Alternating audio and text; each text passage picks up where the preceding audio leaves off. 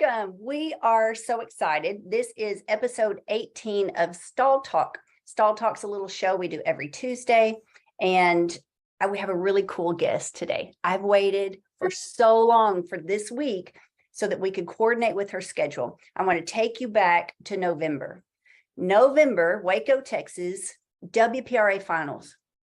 It was so cold. It rained. We had a huge drought in Texas, pretty much, the whole summer, and big hay shortage.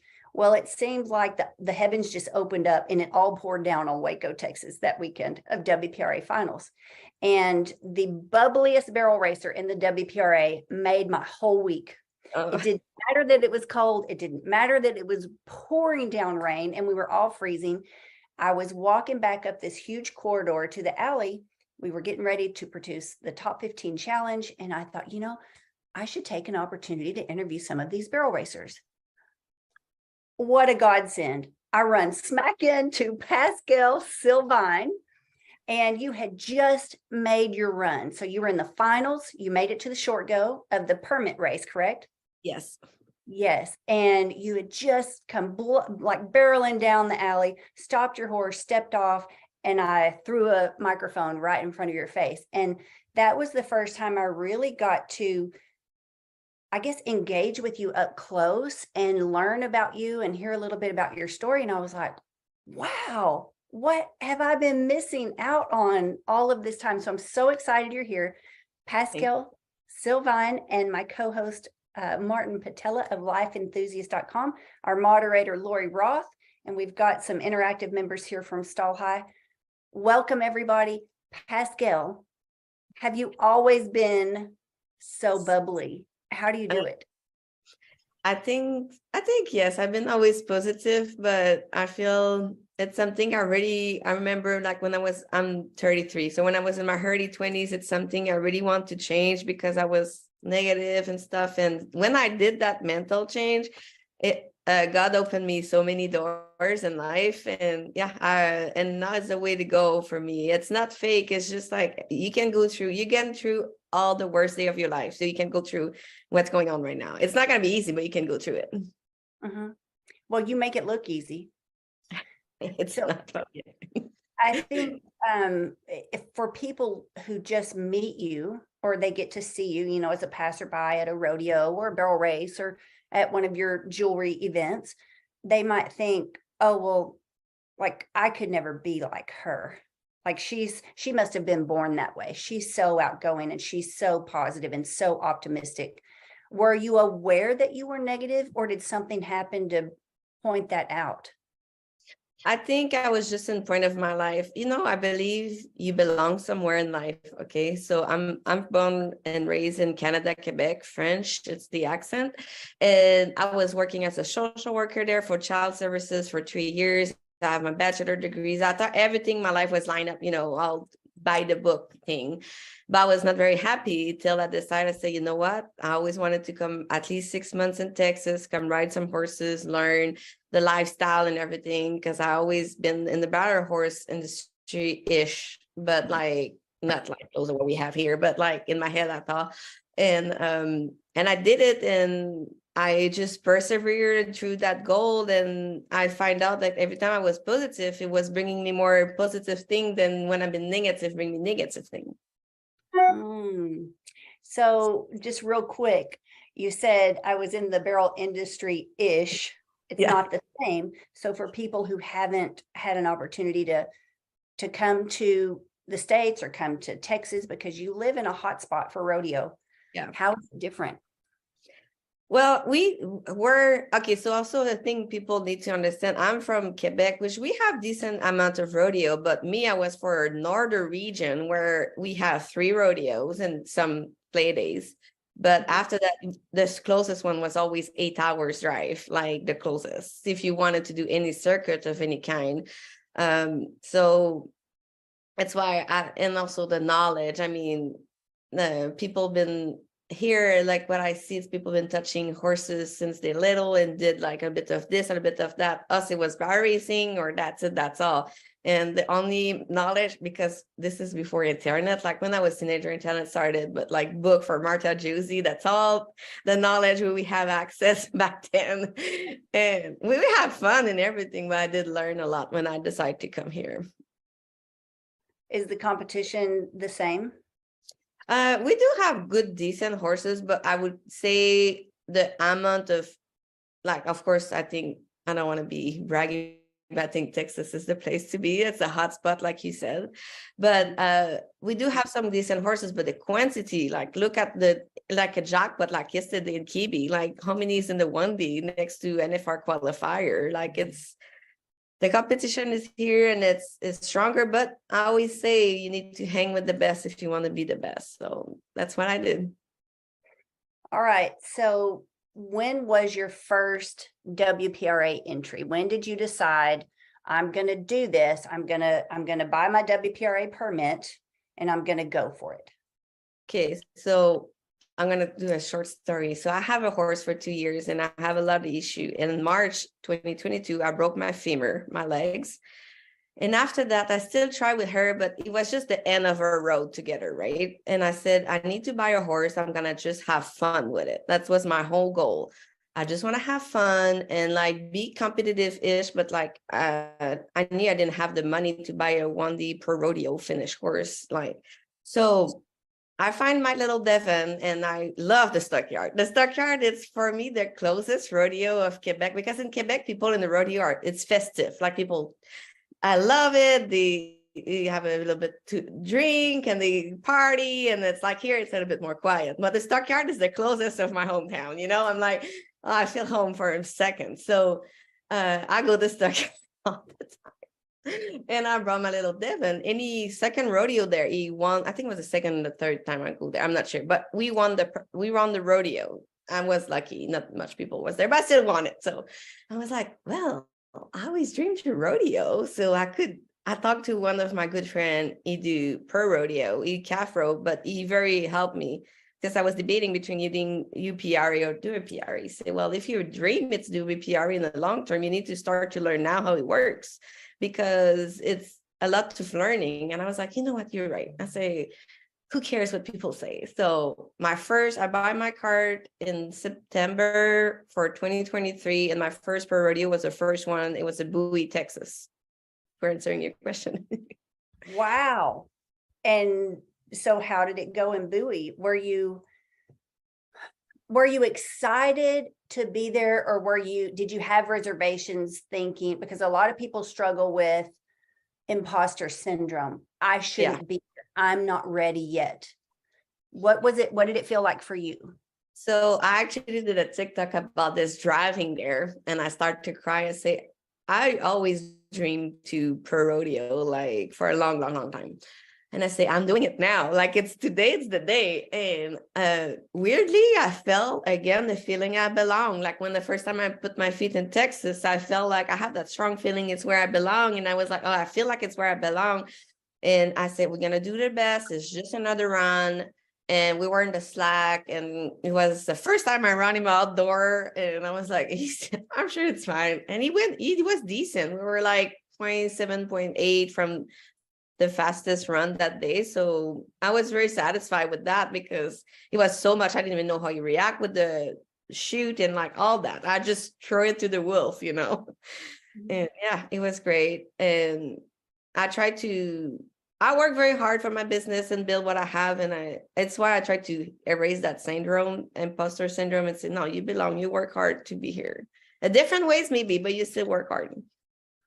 Okay, so I'm curious, like if we can get to the root of your positivity, and I'm going to include Martin here. So my co-host is Martin Patella. He is founder of lifeenthusiast.com. I love having you on every week, Martin, because you bring a level of expertise and connecting the mind and the muscles and our health. Does this sound like a spiritual root to you? What's the foundation? What is there anything else going on that leads to this? What are your initial thoughts, Martin? My number one thought is my memory of being in Montreal. I was I was young then, 1977, 77. Anyway, I'm talking to people, just service people, secretary of an office or whatever, and I'm thinking they're coming on to me.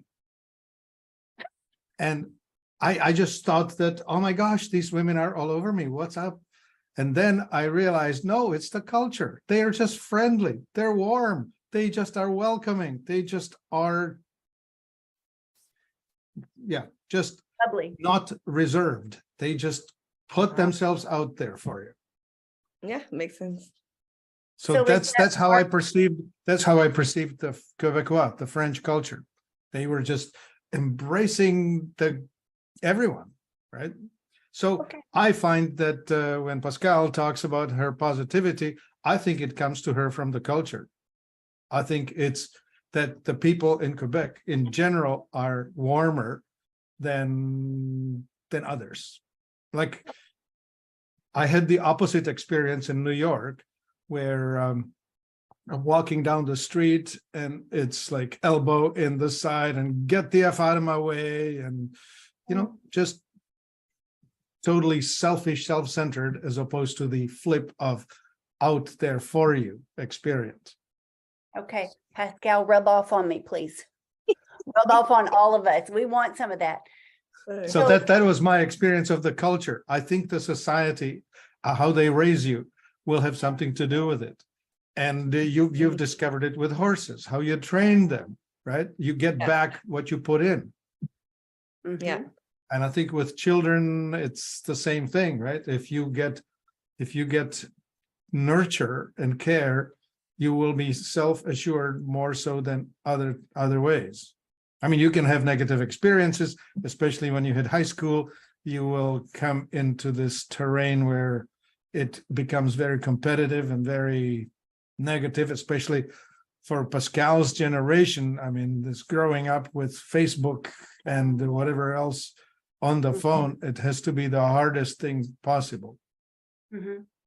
right? And Pascal, you mentioned that Cowtown was the closest reflection of your home environment. So do you feel like your culture helped prepare you for success?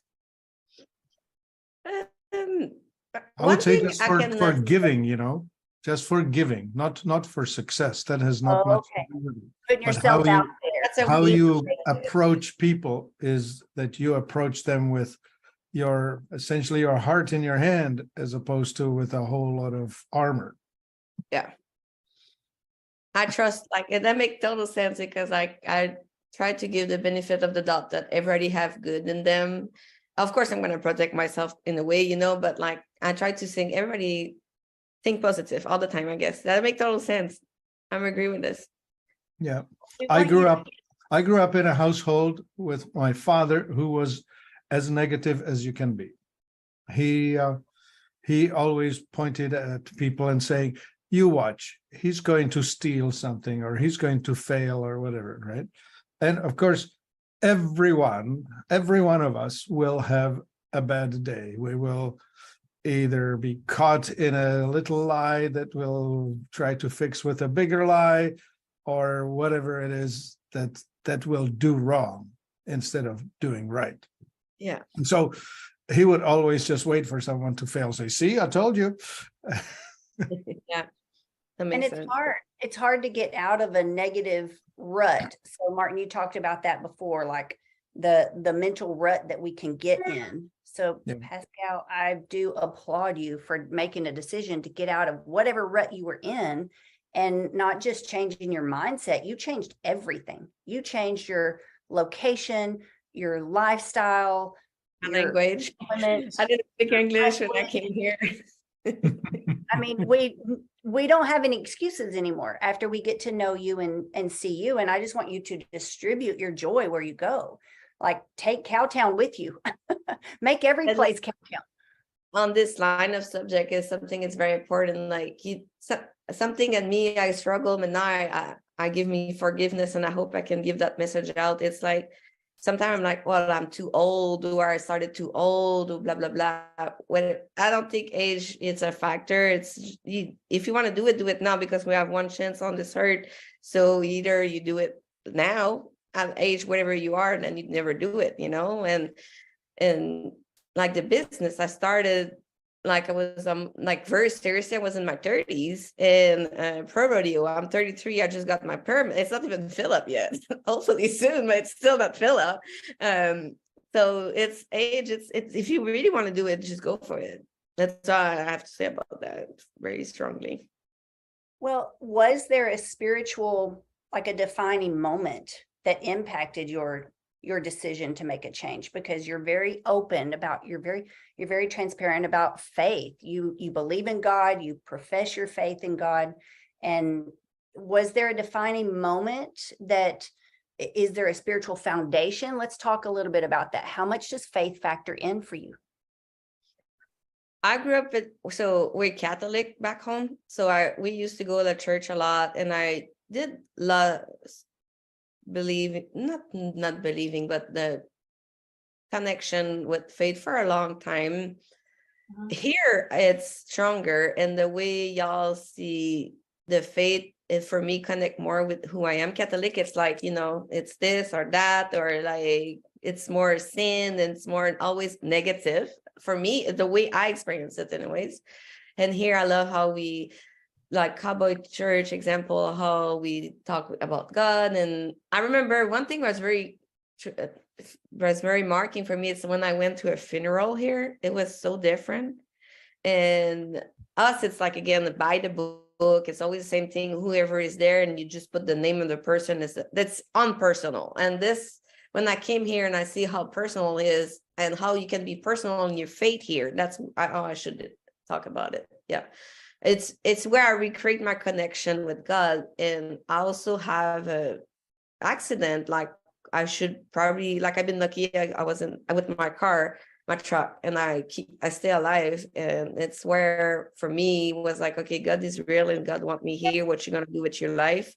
And you need to stop losing your time, because I was in the past of a lot of struggle. And it's where I just pick up all the pieces, and I went strong. And I never stopped working every day for my goal since that accident. And it's where, and I was like, God wants you here. What you gonna do with that life? You gonna waste it, or you gonna keep going what you want to do? But you need to work, you need to put stuff in place. Now people that look my life, they see how as a business go well, and she pro rodeo, and she buy a horse, and it looks so much fun. But I struggled, and I worked very, very hard for years. Like I worked at the casino after that for 90 days straight, just to be able to buy a truck, to pull my horse trailer. Like I bet, and it's okay. It was a part of my journey, and I want nobody to take pity of it, but just think about the goal. And now I embrace the journey too, because this makes me who I am right now. I can smile, and I go to that WPRA final, and then my horse trip, actually, when you saw me, and I was still smiling, because I was like, hey, I'm here. Like, what's the chances that, like, if I would have not worked hard, I would have never been stepping in this final ever. So Yeah. The show. And I'd like to last March. That is remarkable. Go ahead, Martin. I'd like to plug in the story of the transplant, of the immigrant. Okay. When you take yourself out of your culture, wherever you grew up, whatever you were, because you want something, you go after what you want. You go for better. You come with a lot of energy, because you gave up all the stuff that made you what you are, and you're transplanting yourself someplace new. And you need to work probably a lot harder than others. But at the same time, once you get this going, it's like a momentum, right? Like you just start having to build. And I mean, the story is replicated a million times. You hear it from all over. Immigrants and children of immigrants tend to do better than the people who grew up in the town. Aha. Well, because they have a lot to accomplish and a lot to prove. Yeah. Well, I'm starting to see, just in the barrel racing industry, because I've watched for several generations now, kids who are raised in it and born and rooted in the industry with every advantage and every opportunity to be a champion. Sometimes it's harder for them. It's easier for someone who didn't grow up with that foundation to step in, because they have fresh eyes. They're Mhm. not under the status quo is hard. And they do have to work harder to fit in because Pascal, I think you'll agree, it can be clicky. Yep. Like you I can And do fit agree. the ones that are in it are taking it for granted. sometimes. I believe that is very much true. And it's the status quo that's not working for us. Well, number one, we're not always willing to look and see and admit that it's not working. And if it's working like right now at this level, why change? So I think it's really hard to unlearn, to take responsibility and unlearn things. Whereas somebody who steps in new for the first time, they don't have the struggle of unlearning the wrong ways. You can step in and start fresh. So Pascal, Martin talked about momentum. Once you get going and once this momentum builds, when you had that accident and you seem to have like an awakening of your faith, how long did it take before you started seeing results of your transition, of either your prayer or your mental mindset? When did you start to notice that it was working? So I talked with someone very close to me, and because I told her, why am I not dead, blah, blah, blah, stuff like that. And she already talked hard to me. And that conversation, and the same day, like the 24 hours, I feel like, and I find out, I told myself, God wants you here. And I get up and I work to get out of the situation I was stuck in, build back what I have. And it went pretty fast. And every little reward, like you see, hey, I saved that, like I have a goal, like I make a plan. And with I have hand goals, like I have goals, still so many, but every goal have a little plan and a little step-by-step thing and a bigger word and a step-by-step thing, like everything go by step. And it's how I work it. Like I was looking at I still look at those big goals I see in my future, but I go step by step. You cannot go there to there. Did you have someone mentor you? Did you have, like, how did you know to break it down into little steps and treat it, as obtainable goals, so you didn't get lost in the weeds, so to speak?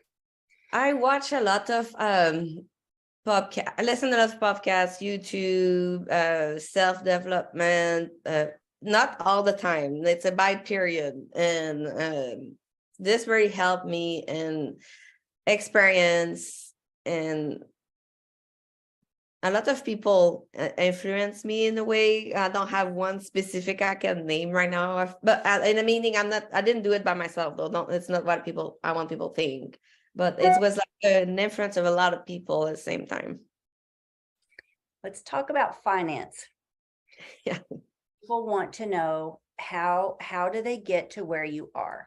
You talk about this horse. Now, you mentioned before you started telling us about Devin, that's the gray horse we see you on, right? Okay. You mentioned I didn't have money to go buy a 1D finished horse, but then bam, you start winning right away.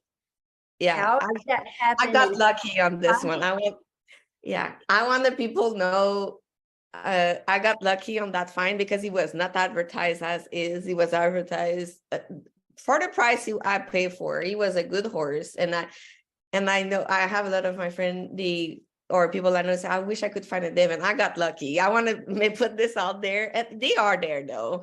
I have also one of my friends, Pedro Borges, is from Brazil, but we used to work horses together, and he helped me to find. If you say mentor of horses, I do have a plenty. Like they help me with skill. Every run, I send them around what you think. So this, I truly believe you need mentoring the horse, like especially like I'm okay, but I'm not the best rider. And like, how can I change this and this? Do what we have with what you have. But financially, for your question, it started with the casino, and I have my side hustle, and after that the jewelry, and after that I just grow the jewelry. And I knew because I worked 3 years for a world champion here, so I was in the industry in a way, in futurity, and I saw those rich kids having all the money in the world and do nothing with that. Like they could have went everywhere. The parents was ready to pay. Some did, but some, it was so ended to them, they didn't take the chance, or maybe it was not what they wanted to do, and it's okay. But I was like, okay, I know I'm never gonna have that kind of money handing to me. So what else can I do? You need to build something that's gonna bring you the money to do what you want to do, because courses ain't cheap. Like, we know that. Like, just keeping it at the place. I'm not saying even buying one. I'm just like keeping it in shape, go to the vet and all those things. It's expensive. Right. But you make it work. When you really, really want it, I think you can make it work.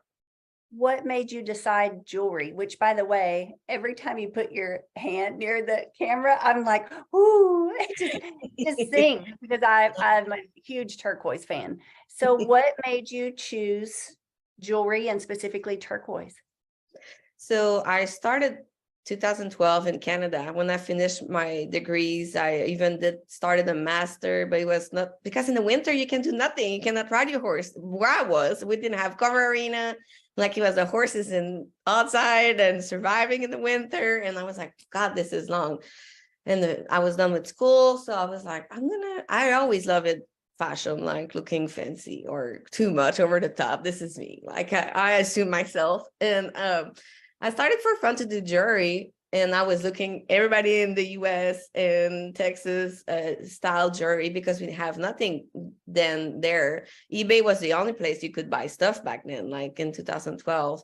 So I started to do that. And when I came here, I always did it for helping. And my style of jewelry very involved. And I started to work. I was so scared to start to work with turquoise, because it's a more expensive stone to work with, than I used to work with sea beads, which is like glass beads. It's like, you can buy it for Hobby Lobby for $1.99. You know what I mean? So I trust the process and started, and people, it's where they hey, we like what you do. And I work a lot with this. And I don't know, maybe in 5 years, my style's going to change. I strongly believe I can do it though, because in 10 years I do that. So my style evolve all the time. So yeah. Where did you start selling originally? So Facebook back then, Facebook page was fun back then. It was easy to manage. After that, they block us. So like, we need to pay to be there. So I follow everything. I have Facebook group, my Instagram, Etsy. It was my first real platform. Create a website, create a wholesale website. I'm on Faire. And now TikTok. I'm a content creator now. You need to, when you sell online now, you need to be 50-50, like create the content and make the content, And yeah, Pinterest, being all social media as you can think about them, they're probably there. When do you sleep? Actually, I don't have kids and I don't have a husband, so I am not perfect, and my house is a mess. So what does your horse schedule look like then? Because you've already talked about your schedule, which is pretty insane, just keeping up with the rapid growth of, how do you pronounce your business name? The Bijou Fab. So The bijou, jewelry in French. Okay. Jewelry. I can't even say jewelry, right? Bijou Fab. It's amazing. I'm so proud of you, and I'm so happy for the rapid growth. You were just at WESA. You were just at Dallas Market with your own brand and your booth, and it was just decorated beautiful. And you were there, and we walked by. You didn't even have time to really talk because there were so many people there.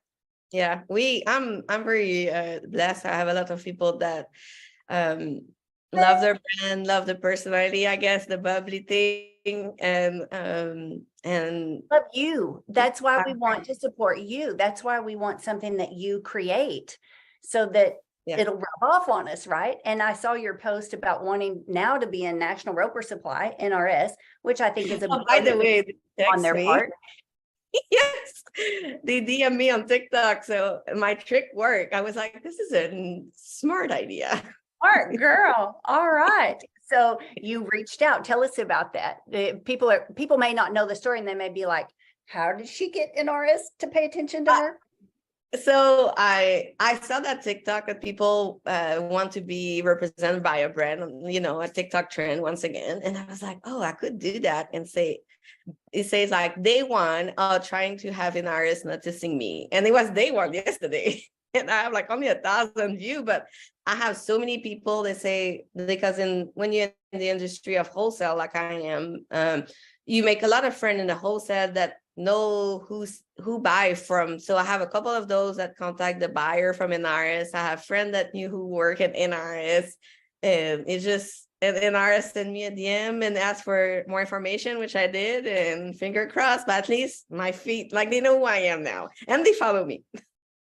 Well, we're excited for you. The last time I was at NRS, I think I took, Lori, how many hats did I take that day? Like 9 hats to NRS? Yeah, I think so.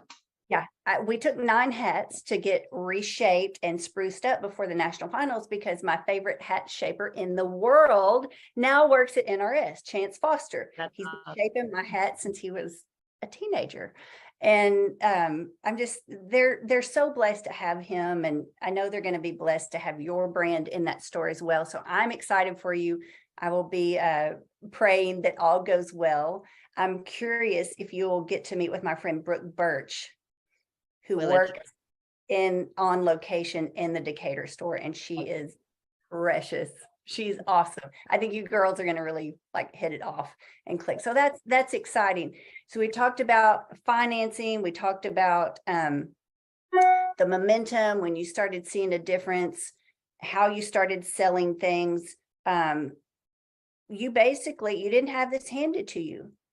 You went and worked at a casino. Did you want to work at the casino? I'm curious. Also, I have 3 jobs at the beginning. I was doing the jury. I was working at a steakhouse in Gainesville, which have, if we were lucky, 5 customers at lunchtime, and the casino. Like I have fun in the casino. I don't want to spit on it. Like I don't want to be like over it. I have fun. I met a lot of good people, but it was not my crowd and my kind of, I'm not working in a cigarette smoke and all that. It's not me, but I was like, it's been good to me, and I don't want to talk bad about it. They've been good to me.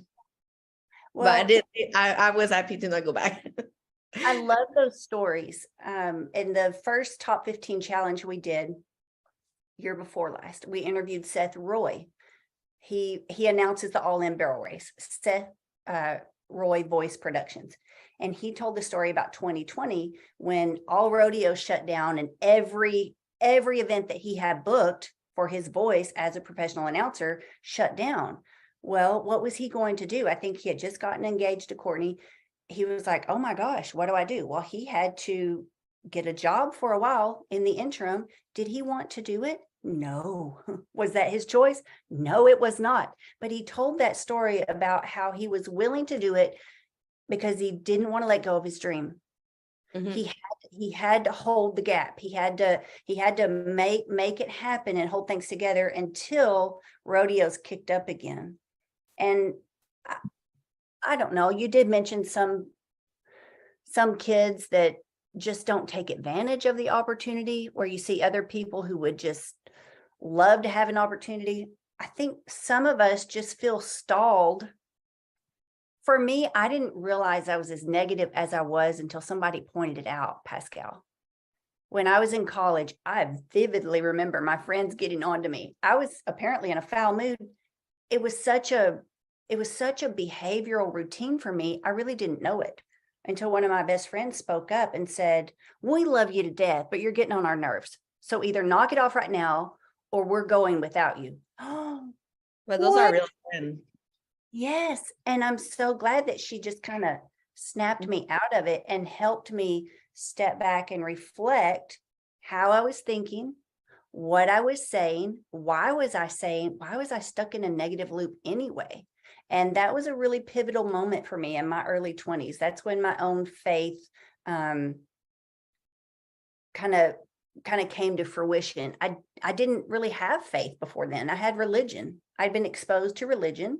You grew up in a Catholic environment. I grew up in a Southern Baptist environment. Martin, I don't know if you've told me about your upbringing, faith, spiritual. I grew up in a police state behind the Iron Curtain, where the religion was the communism. The church was banned, it was bad, and yet, believe it or not, I ended up growing up studying Buddhism, yoga, I grew up, I mean, my mom is a Holocaust survivor, Jewish.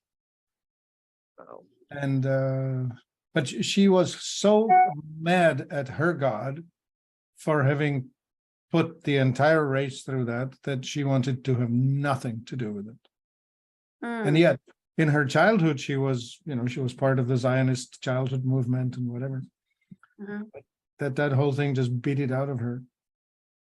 Anyway, so what could I tell you about this? I was raised in scientism, the religion of science, Mhm. which I totally reject.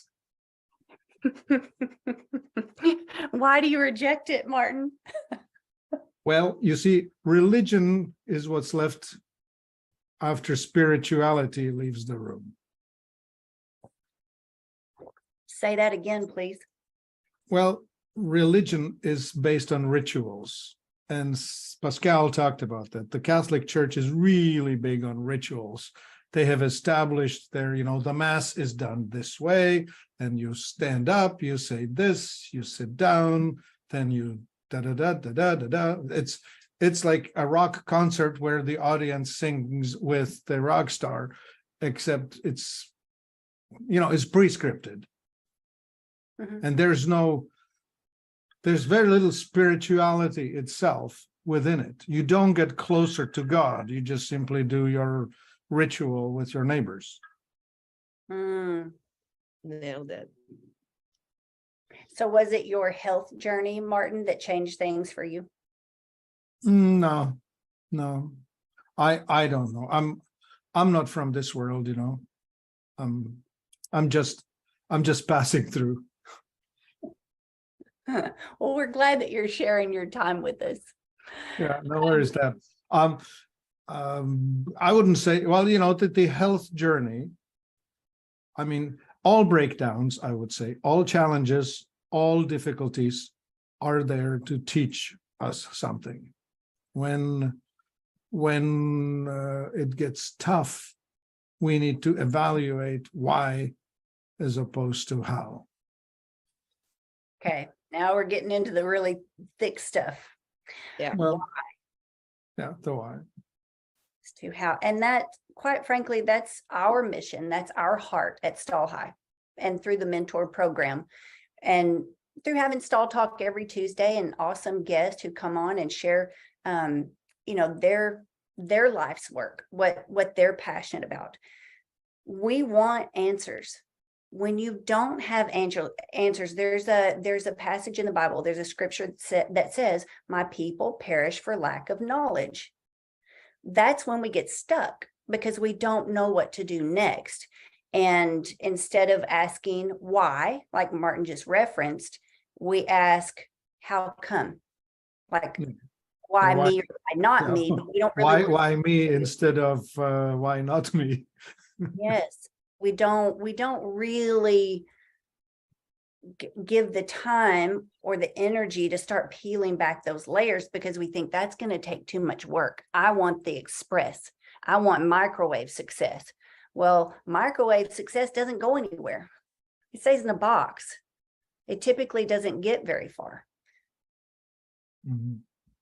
and the flavor's not as good. Yeah. So, Pascal, I'm proud of you for working hard for your dream. Lori, do you have anything to input on this conversation? You've been in the background this week, been really quiet.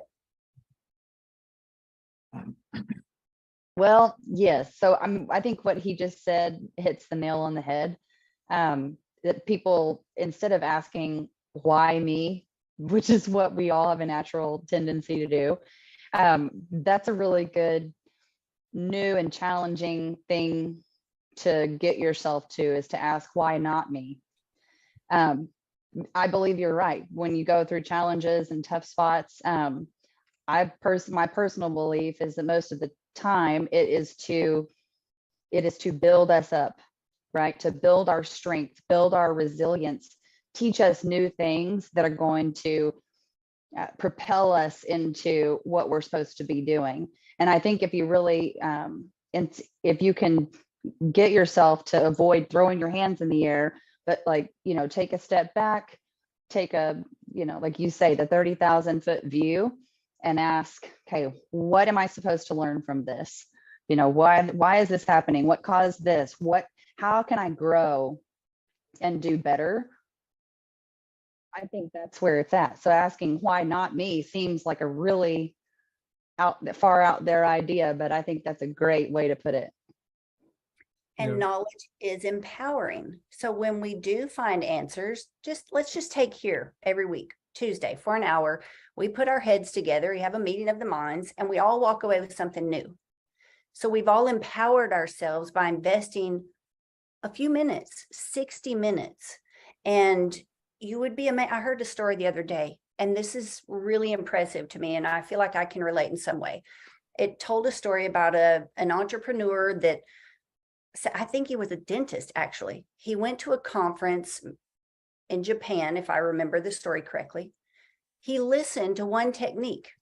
It was not his technique. It wasn't new to the world, but he brought it back to the States and he started incorporating it. And it caught on like wildfire. He had people flying from all over the country just to see him for this one procedure. And so that one conference, that one investment of one trip changed the trajectory of his life and his business, and like things started to happen for him. For me, it was one conference. One conference. I got so rocked and so challenged in my faith and the way I was going about presenting my faith to the world and what I was doing about business. Of all things, it was a conference on entrepreneurship for believers. So kingdom and entrepreneurship. And it really made me stop, pull back, and just rethink, why am I doing things this way?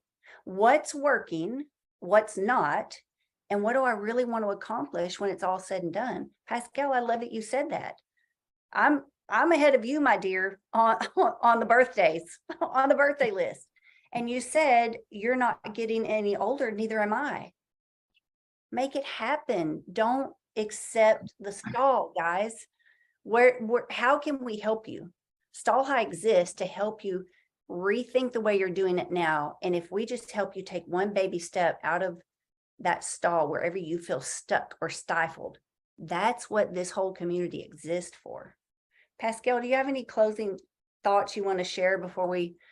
Something that he said about why not me, like we talked a little bit in the more negative thing, but in the positive thing, if it resonates to me, is like, why not me going to do a PRA, doing stuff, or why not me having my business, and why not you, whatever, and then sir, whatever you want to do in your life there. It's vice versa too. It hit me very hard when you say that. So I appreciate that, because I remember I said that to me, hey, why not me? When I win my first check for rodeo, I was like, why not me? Like, I did it. Like, why not me? So yeah.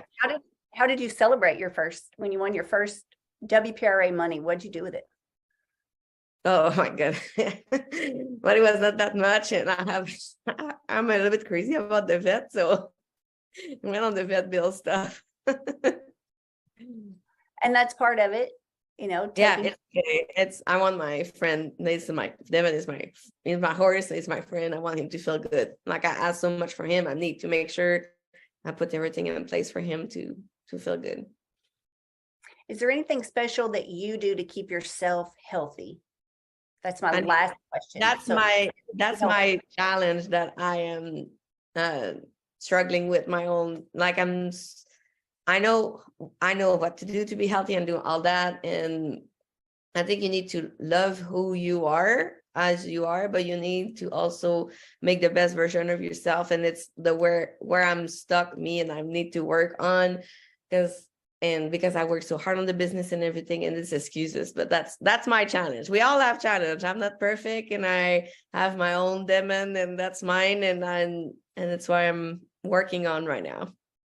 That's what I help people with. I teach that. Yeah, and, well, I need to talk to you. And it's an interesting thing is what happens is that the culture that you grow up with could be wrong for you. So when you learned about food, it could be mismatched with your genetics. And then when you transplant yourself into this new terrain, again, the society offers shortcuts. Businesses in general sell you things that are the easy buttons. They are the easiest things to get, but they're seldom the right thing. You know, it's like the easy road is seldom the right road. Yeah. And the easy meal is not the healthy one. And, you know, the bag of chips that you can grab in a store on your way, so you can eat that on the way in the truck, is probably not contributing to health, right? And stuff like that. And so it will take preparation. My favorite teacher of personal development was Stephen Covey. And in his book, 7 Habits of Highly Efficient People, or Effective People, one of those things he said was always begin with the end in mind. So it's sort of visualize yourself on the other side of the river being the whatever's between you and where you want to be, and then build your bridge back, like in your mind, right?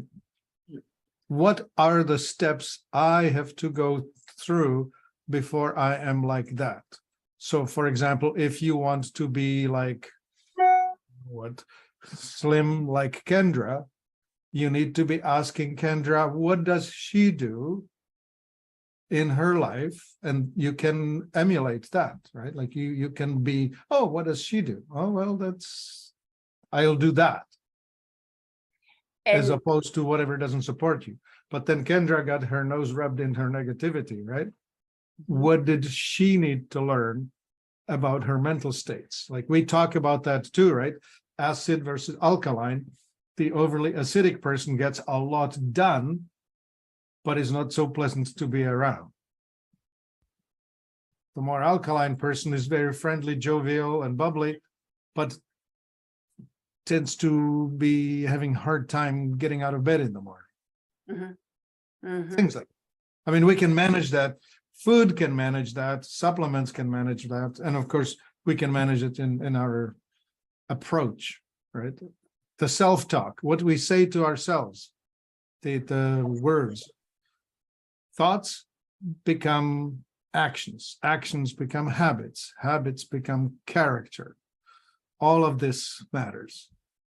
You broke your pattern and became something that you wanted to be, right? Kendra talks about that. She broke her pattern and she became somebody else other than who she was. Like, you know, she was heading in this direction and then, oh, no, we'll change. We can be somebody else. yeah, We all have that choice. yeah, my culture, the way I was raised, I was heading in a direction I didn't want to end up. I didn't know how to get where I wanted to be. Did I really think it was possible? No, that's where faith factored in for me. But it is, knowledge is definitely power. The more I enjoy the learning process, the more answers I find and the more things that click and fit together. My mind's always thinking about my horses. Ooh, that's going to help me with my horse. Oh, that makes sense with how I used to feel with this horse. And I can't go back to that horse that I didn't understand at the time, but I can apply that right now to this horse that I have today. And I can be a better steward of my horses today. I can be a better steward of my opportunities today. Is my body older now than it was? Yes. We talked about that last night. Lori Herr in the interactive group. We're cognizant of that. So we have to make adjustments. We have to make sure that, like you said, Martin, prepare accordingly. Where's the end goal? That's why we're part of Stall High. Let's reflect on that. Pascal said she has like a little box, a little checklist. Okay, this is what it's going to take to get this step done. Don't try to get too much done in too early a time.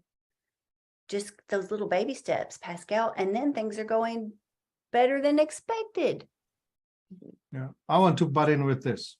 There's a huge value in mentors, and coaches.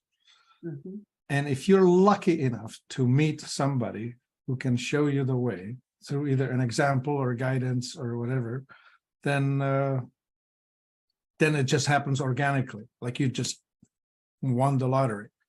But sometimes you just meet somebody like Kendra who actually is making it her business, helping people with this particular thing. But it's never about the thing. It's about who you are as you're doing the thing. Yes. And It's the talking about, character that determines the way you're going to do it. yes, and you really kind of threw me for a loop last week, Martin, when you said people that have their right hip presents high and forward, don't love themselves. Excuse me, come again, let me check my hips. Well, It's that, not, I didn't say it quite like that. I said it's the feeling of I'm not good enough that does that. okay. Well, that really had me thinking all week. Okay. What are the mental reasons? And Pascal, the audiobook that I've been listening to, this makes me think of you. Who we want to be, like visualize that. Where do you want to be in 5 to 7 years? See that, replay that in your mind. Like you said, build the bridge backwards. He also made an interesting statement, and Martin, I'm curious if you'll agree with this. People who are positive and people who are engaged, they are actively working toward their goals and their dreams coming to fruition. They tend to be physically healthier than those who are not. I have an analogy to that, which is this. Happiness is found in a pursuit of a worthy goal. And happy people tend to be healthier than the unhappy ones. Mhm. Negativity is projected onto the immune system. Fear suppresses repairs and health. Mhm. So when you're in the positive frame of mind, which happiness is, and it's found in a pursuit of a worthy goal, then number one, you need to have a goal. Number two, you need to have a commitment to pursuing it. Then the health will follow you there because you will be motivated to be healthy. So Okay, Pascal, think big. what's the goal? Is it Globe Life Field, Teton Ridge, the American Rodeo? Is it the national finals? What is the end goal for you and your horses? So I'm the manifest, like talking about what we want and see. I believe in that 100% what y'all were talking. But I'm still a little bit scared to say out loud the final big goal, because I believe in me, but not so much. But my goal this year would be to get the second horse for a bigger pattern, to keep going on Texas circuit. After that, I would like to do the circuit final-ish. I don't know when, maybe. And after that, I would like to do, and if like all the rodeo and in America, like trying harder and see where it goes. Well, Martin just mentioned the value of mentor and a coach. It just so happens that Matt Reeves coaches for us every Monday night in Stall High, and he's our mentor on Mondays. Well, I'm personally committing 2023 to start heading in that direction. What do I need to do to get ready so that I can capitalize on Matt's plan? He has a strategy for making the finals, qualifying for the national finals the first 6 weeks of the season, Pascal. I saw this. You don't have to run all over the nation for 11 months. Now you got to be beginning. You and your horse have to be clicking when that new season opens, but he can help you enter strategically so that you're ready. And I know that's not a magic wand. I need to start like now. I started, well, really before the finals. I was wrapping my head around and saying, this is my commitment for 2023. Will I get back in the top 50? Yeah, I don't know. I'm going to be closer than if I don't do anything. Yeah, that's true. The closer you get to top 50, and I think after that you can have that strategy to like less rodeo is better for you and the horse for sure. Don't get me wrong. Amen, sis. Like Yeah. in the pocket and the financial thing too. You can buy another one and go do some Ruby buckle, something else. That's right. Well, thank you so much for spending time with us today. I know you've got a lot on your plate, a lot of jewelry to make. Yes. And bijoufob.com. Yes. Yes, for retail, yes. And if you know someone that owns a store like NRS, we also have close to 3,000 stores that carry our brand now. Woo, that's fantastic. Yes, Well, thank I'm really, really excited for you. You're welcome to come be a part of our mentorship class. If you want to show up on Monday and just listen to Matt and ask him questions like, where do I need to be entering this spring so that I can get into the top 50? He will help you like per month, per 6 weeks. Like that is his specialty. That's his expertise. And that's what he shares at Stall High. So we'd love to have you be a part of that. That would be fun. I'm gonna ask for the information. I'm gonna join y'all. All right, we'll make it happen. Excited to have you be a Just- part. Martin, Just to thank give you a so much. chance to plug me, we do Oh. that for health of people. We do coaching. We have a roadmap for getting from wherever you are to where you might like to be. And we can help people get there. It's just There- they need to engage. That's what it takes. There's the parallel. Yeah, make the decision to start doing something. It's not hard. You just have to be consistent. life-enthusiast.com. Thank you, everybody, for being here. Thank you, Martin. Thank you, Life Enthusiast, for sponsoring Stall Talk. You're making this possible as well so that we can reach more people. Pascal, thanks for rubbing off on us today. All that You're welcome. amazing joy and fun and energy. It's very contagious. So please keep sharing. We're Thank you. excited to follow your journey and we're excited to have you in Stall High as well. Thank you.